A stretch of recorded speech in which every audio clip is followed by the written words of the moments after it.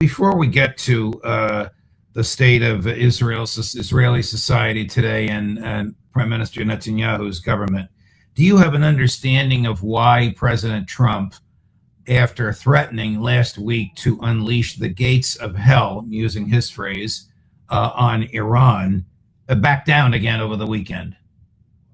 Well, he's done what he's done repeatedly since early, which is to make dire threats and then, fortunately, back down, because these dire threats are not credible. This is Donald Trump's way of negotiating to say that he's going to destroy Iran, but the United States cannot do so, and it certainly cannot do so without Iran creating absolute destruction of the neighborhood of U.S. allies, Israel included, and the U.S. knows this. So Trump does not have a credible threat, but he makes threats nonetheless. No one takes Trump's words very much literally anymore, anywhere. And the Iranians have heard these threats repeatedly. Fortunately, he doesn't try to follow through. If he did, we would have disaster. When the U.S. resumed bombing of Iran, the main result was that Iran retaliated. It closed down shipping entirely in the Strait of Hormuz. Its allies in Yemen attacked Saudi vessels, and oil prices shot back up to $100 a barrel, which is devastating for Trump and for the Republican Party in the elections that will come in early November. So there is no credible threat. With Trump, of course, you can do things that are incredible. So he might follow through, but if he did, it would lead to disaster for the United States and disaster for the world.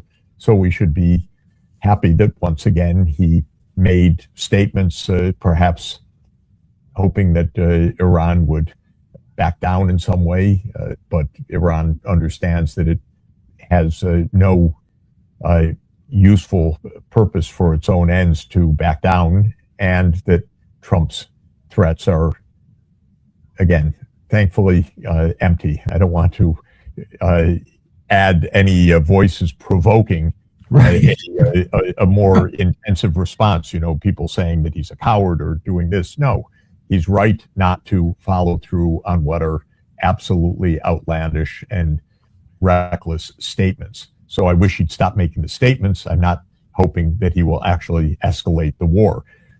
I know your field is. I'm sorry. Go ahead, Professor. I was just going to say, I have said for many weeks, and I continue to hold the view, there cannot be a negotiated outcome to this conflict with Iran. The reason being that Iran has enough credible deterrence that the United States cannot get its way, and Trump will not sign an agreement that in which he is afterwards called a loser in the agreement. That being the case, the best course of action is the two sides stop bombing each other, period. And this is what's happened for the last 48 hours. In principle, it could just continue. No agreement and no more fighting. This would be in America's interest. It would be in Iran's interest. It would be in Trump's own political interest. No agreement reached. Trump can declare every success that he wants to declare. He can say it was the greatest victory in the history of the world. He doesn't have to openly admit to anything. But the fighting would stop. The oil traffic would resume, and we could have at least a measure of normalcy. That's my own recommendation. No agreement, no treaty, no more negotiations, but also no more shelling each other. So our colleague Larry Johnson, who gives us expertise on military matters and who agrees with what you just said, also argues that Pentagon officials have told President Trump how dangerously low are American munitions and how he could only fight for another week or two, and then the munitions would be down to nearly zero. Now, this has a number of implications. One, it means that we don't have munitions to defend us should we need them. Two, it probably means that the Secretary of Defense, who calls himself the Secretary of War, materially misled the Senate last week when he said we have everything we need. Three, somebody's able to talk some sense into the President of the United States. Yes, I think it's clear that the Ukraine war heavily depleted the U.S. stockpiles. The war in Gaza heavily depleted U.S. stockpiles. The 12-day war in 2025 against Iran heavily depleted U.S. stockpiles.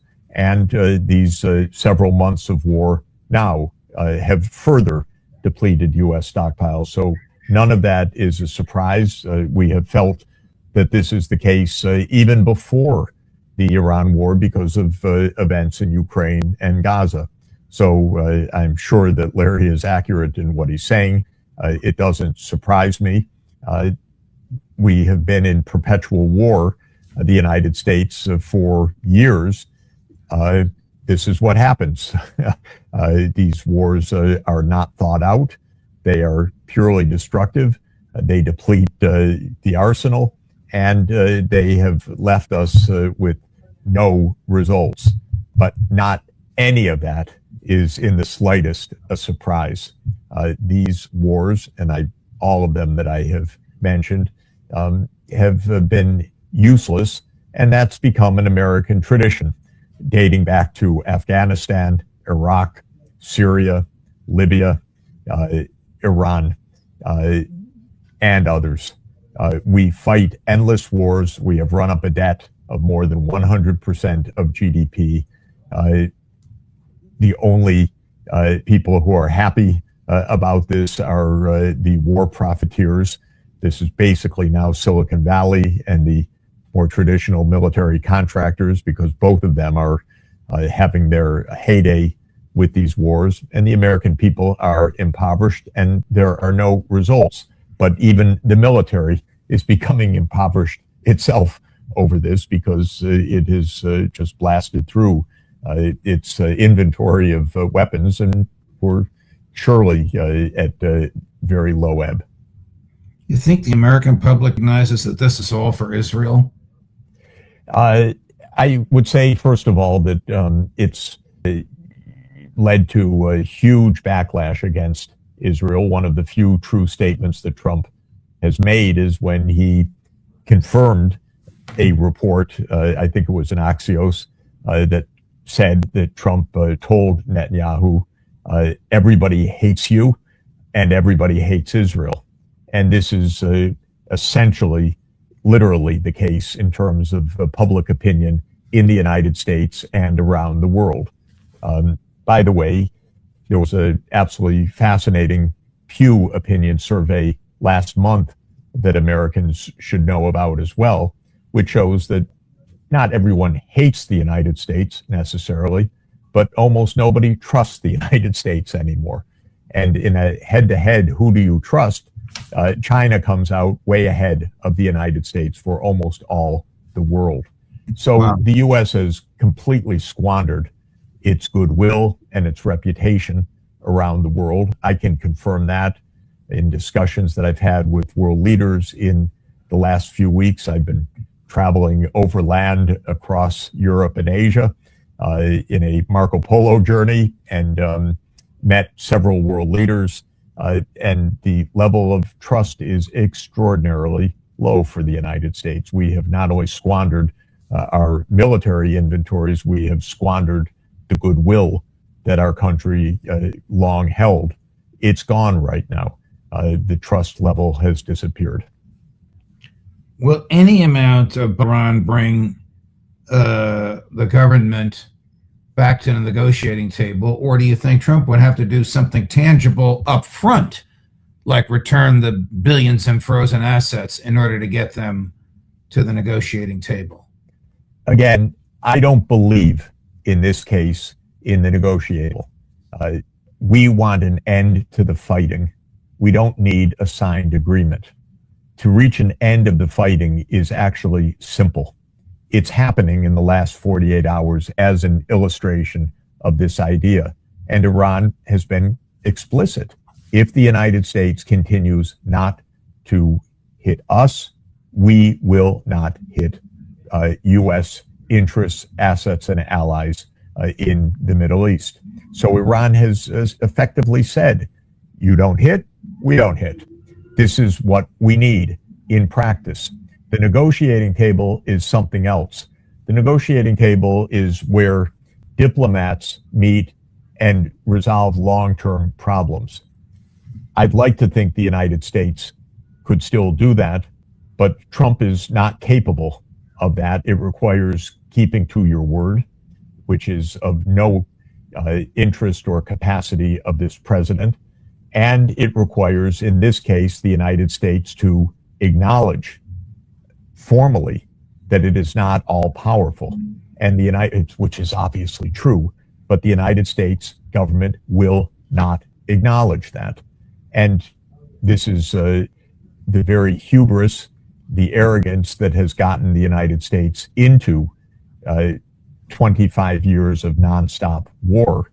That's the arrogance bringing us down, but it's also the arrogance that means that there probably will not be a negotiated outcome. But that doesn't mean that the war continues. We should take this informal end of hostilities and turn it into a long-term informal end of hostilities. Many things not agreed, because that is life. There won't be formal agreements, but there could be an end of this massive negative result for the world and for Trump himself and for the United States people, the American people. That's really what I recommend. Getting Iran to the negotiating table. They've been at the negotiating table. Each time they were at the negotiating table, they were literally killed. I don't mean that metaphorically. I mean, each time the United States brought Iran to the negotiating table, they were killed. And we know that there was an Israeli attempt, or let's say it was widely reported and not refuted, that there was an Israeli desire to kill the very senior negotiators on return from one of these latest negotiations. Iran has said in recent hours, and because I'm nonstop on the road these days, I'm not catching every report, but Iran, as far as I heard, said, we are not negotiating and are not going to negotiate with the United States. They'll talk to intermediaries, but they won't negotiate with the United States. They get it.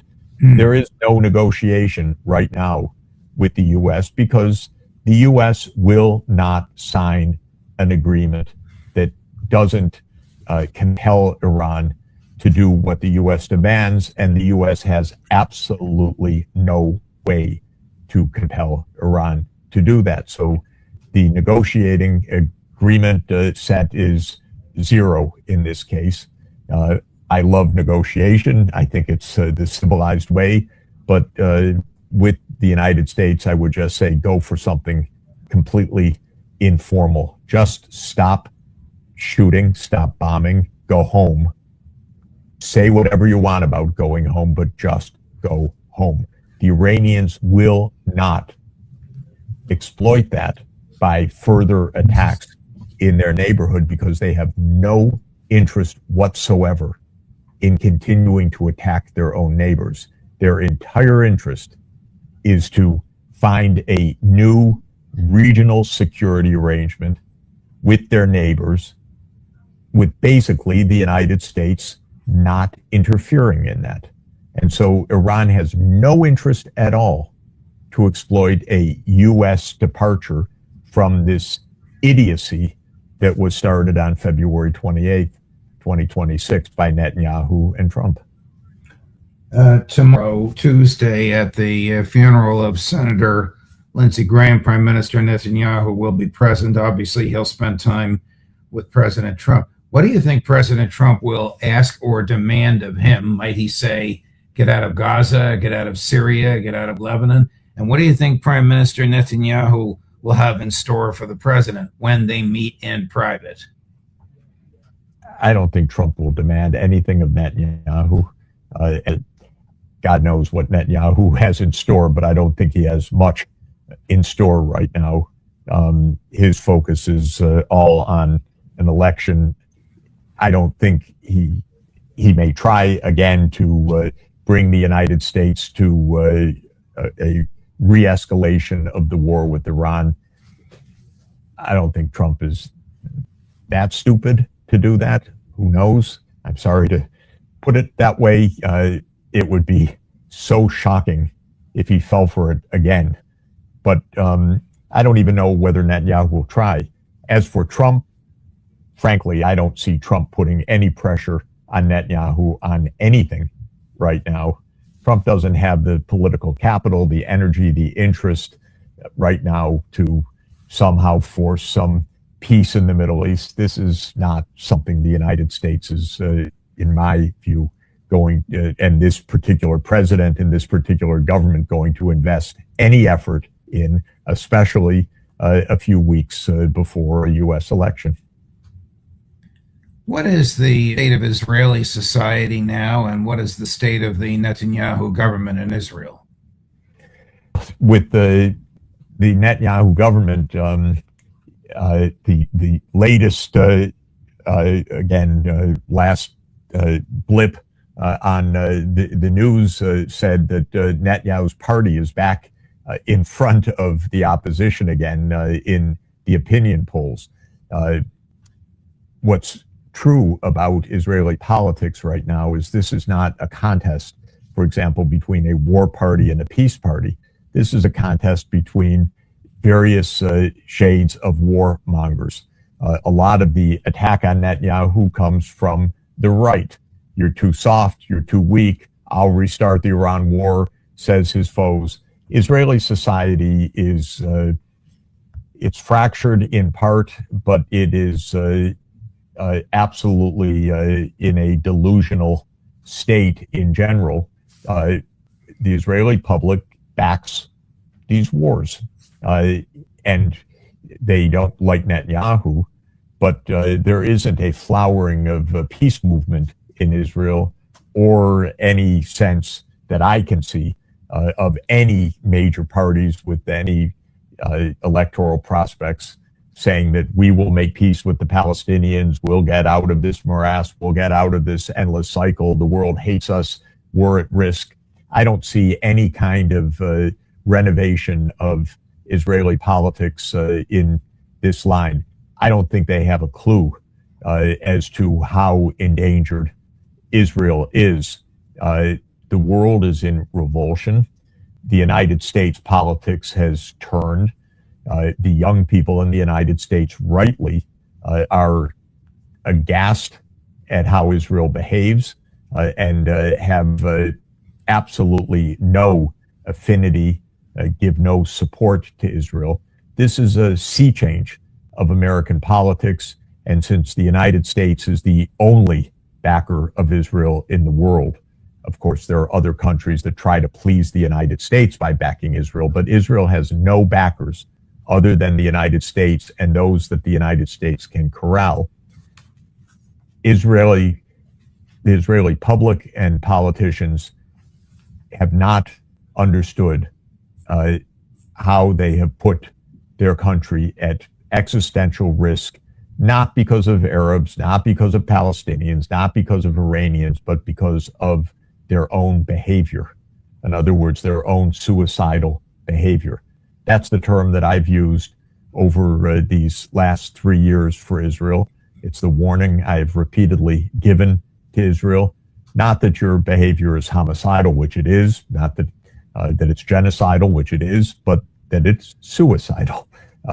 This has created an existential risk to Israel, again, not from the Palestinians, not from Hamas, not from Iran, not from the Arab world, all of which have said that they are ready for peace, but rather from Israel's own murderous behavior. Wow. So it really doesn't matter whether Netanyahu's reelected or not, because his successors will be as aggressive as he is. It might just be a different tone and obviously a different personality. I think that's right. I don't view this as some decisive balloting on Israel's future. Of course, I despise Netanyahu. He is a war criminal and he's a common criminal as well. But this election is a referendum on him, but not on the underlying politics that he represents. Everybody is competing on how tough they are, which wars they'll start. Everybody, in effect, one way or another, is supporting this greater Israel project, which means permanent occupation of 8 million Palestinian people, apartheid rule, ethnic cleansing, lawlessness, destruction, a kind of brutality that is so vulgar and shocking and out in public view, it's hard to imagine. Israeli society, in this case, has really lost its hold on reality, unfortunately. It's living in a closed bubble.